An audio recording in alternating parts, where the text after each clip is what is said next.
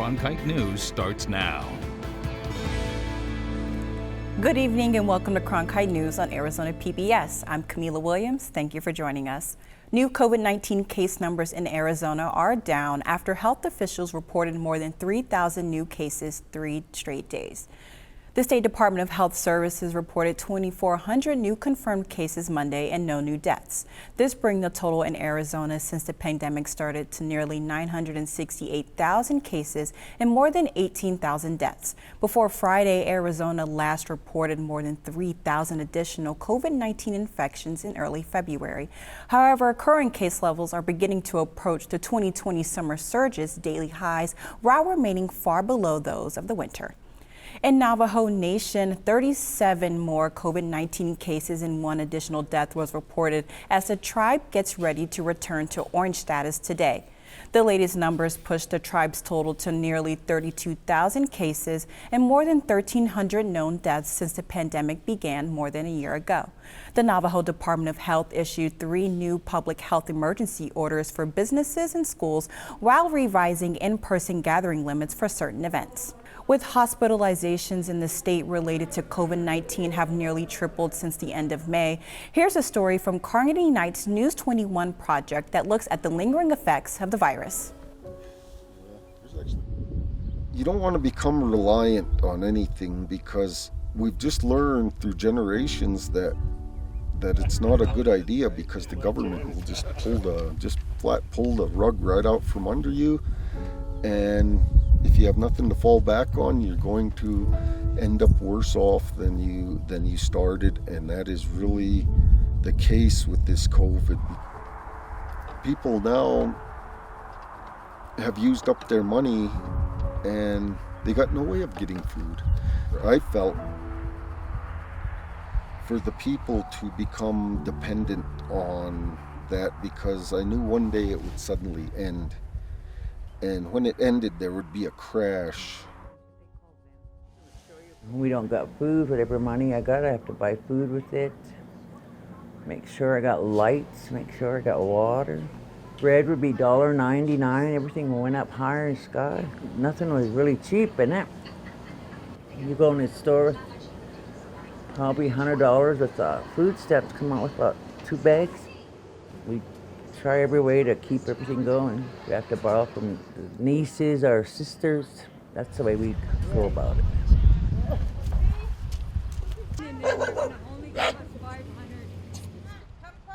If it wasn't for God, I think I would have been down too, in the casket. But I told God I wouldn't go out. I just relied on Him and relied on Him. He said, when I say you can go out, He said, you can go out. I can't get ventilation. I'm concerned about my little kids, yeah. But we got nowhere else to go. Housing set us in an old dump. See all that mold up there? Tried to manage it, but they didn't. They just made a matchstick There's all box. that mold there. I'm really struggling right now.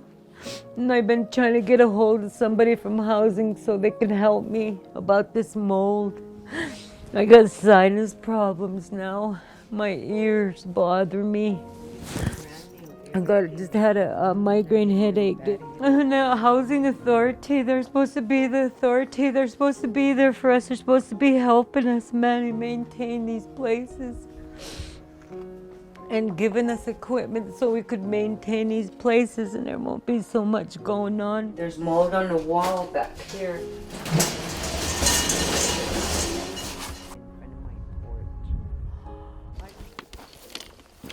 COVID was totally different. It was a whole new learning curve and very traumatic. We had to relearn and rethink all of the things that made us close. We had to step away from it. And among the people in my community, the effects still linger.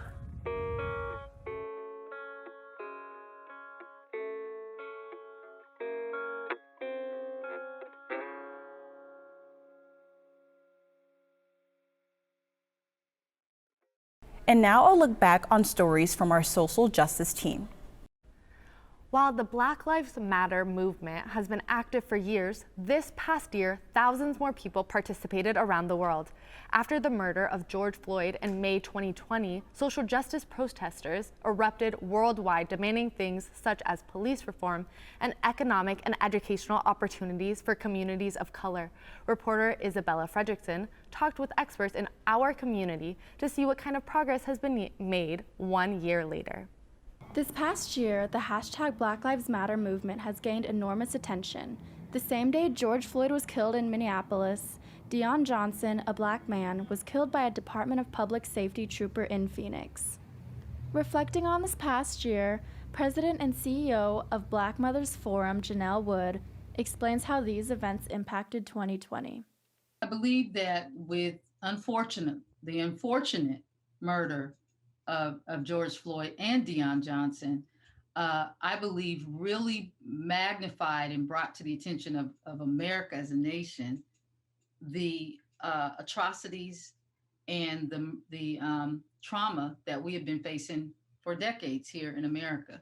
SYBIL Francis, the president and CEO of the Center for the Future of Arizona, says that this past year gave us all a time to concentrate on these issues. The 1 year anniversary of George Floyd's death, it really provided not just the Center for the Future of Arizona, but I think all of us with the opportunity to pause and reflect on the basic truth that we have work to do in achieving a just and equitable society.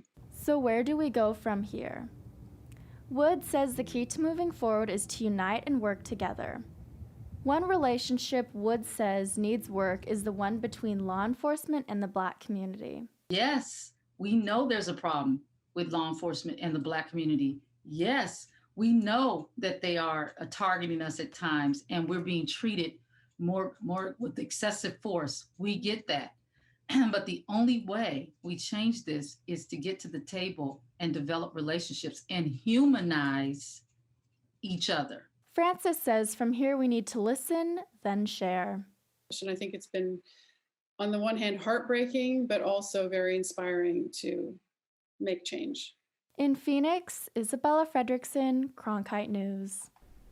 The Black Mothers Forum is one of many organizations that offer opportunities to come together and support communities of color. Recent events include a financial literacy webinar, and they are currently enrolling children in a summer empowerment program. As we mark the 100th anniversary of this massacre, Cronkite News reporter Tina Giuliano spoke with an ASU professor who had a personal connection to this history.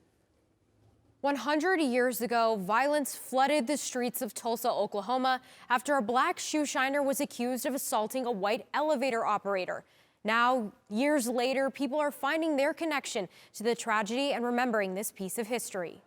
ASU professor Olga Davis learned early that there were some things her family didn't want to talk about, but her dissertation led her to dive into her family's history at the Tulsa Race Massacre. I didn't know much about it because during the time of my childhood, I was always told never ask your father about your grandfather. After talking with her 104-year-old aunt a few years ago, she was a little girl at the time that the race riot happened. Davis found that her grandfather was a doctor, and during the riots he had to go out into the streets and identify the dead. So they tagged him with some sort of note that said he was protected by the police, or some way that they were able to identify him, that he was a tagged medical person.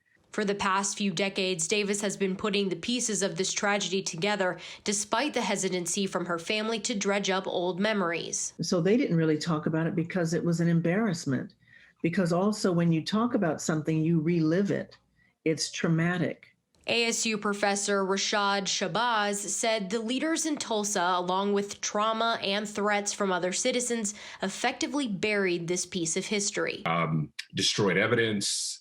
They didn't do a lot of reporting. It was evacuated in large part from public memory. Shabazz said he hopes that President Biden's acknowledgement of this dark time in our past opens up conversations. I would like to see him stand on the side of reparations for the people of Tulsa. And I would really like him to open up a conversation for what reparations looks like for the descendants of slaves. For Davis, she'll continue to put the pieces of this history together. I hope we also say that as a nation, we shall never forget what happened to Tulsa. According to Shabazz, information about this tragedy began to come out after the 1995 bombing in Oklahoma City. Since then, TV series like Watchmen and Lovecraft Country, as well as articles from people like Davis, have shed a light on the massacre. In the broadcast center, Tina Giuliano, Cronkite News. As the country commemorated Juneteenth, volunteers in Tempe dedicated the newly recognized federal holiday to helping people in need. Cronkite News reporter Gianluca D'Elia takes us to Tempe's Juneteenth Day of Freedom, where COVID vaccines were distributed. Some Maricopa County residents celebrated Juneteenth by getting the Johnson & Johnson vaccine. Street Medicine Phoenix and the University of Arizona deployed more than a dozen volunteers to the Salvation Army in Tempe to help the homeless population get their shots. Members of the team say some of the area's most vulnerable populations have been hesitant to get vaccinated. The largest issue that we have had thus far is individuals unfortunately having certain misconceptions or doubts about the vaccine, and it's sometimes very difficult to either persuade them or drive them on the other side of the fence to actually take the plunge and be protected. This Juneteenth celebration was all about community wellness, so organizations from all over Maricopa County provided free resources like food, toys, a clean shower, a free haircut, and toiletry bags like this one. Organizers said their goal was to improve the mental health of people experiencing poverty in whatever way they could. We really want to exemplify what Juneteenth is all about. It was much more than a day that just freed those who were enslaved. It really put a staple on the morality behind enslaving human beings, and it also was a collective effort really to free the mental unwellness of people around the world. Since January, groups like Circle the City, working in partnership with Maricopa County, have administered the vaccine to some 4,000 people experiencing homelessness. A lot of the work right now is just really making sure we're informing people, really giving them as much detail as possible, having conversations with them about what the vaccine is and its safety. She says community events like this are one of many ways to improve access. Reporting in Tempe, Gianluca D'Elia, Cronkite News. The CDC says people experiencing homelessness face a higher risk of COVID-19 during the pandemic. Maricopa County has dedicated more than $17 million to help those without housing. A new market opened in Phoenix this week, and the business is generating a lot of buzz from foodies. Reporter Isabella Fredrickson visited the store to give us an inside look. Business is already booming at the CHIC Chef in Phoenix.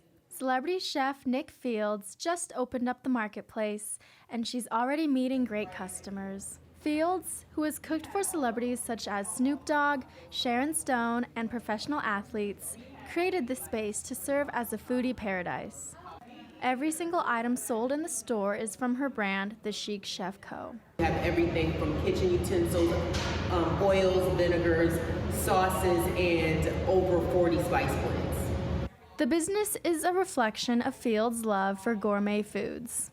You can find everything from olive oils, vinegars, spice blends, baking mixes, flavored syrups, and over 100 other specialty items.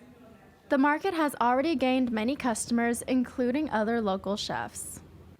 PENA, the head chef of Happy Friday Infusion Kitchen, stopped by the CHIC Chef for the first time. I'm so glad I came by because I find amazing products such as this garlic herb rice, which is a very rare product to get in Phoenix area. Happy Friday Infusion Kitchen sous chef Dylan Suarez is happy to have found a place that offers diverse seasonings. I ended up getting some Merlot wine finishing sea salt.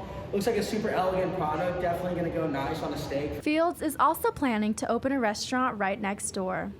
In Phoenix, Isabella Fredrickson, Cronkite News. As the first Black-owned proprietary market in the state, meaning she only carries her own products, Fields acknowledges that she has some big shoes to fill, but says she is ready.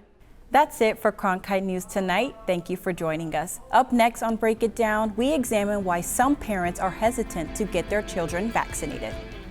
For top Arizona stories anytime, go to cronkitenews.azpbs.org.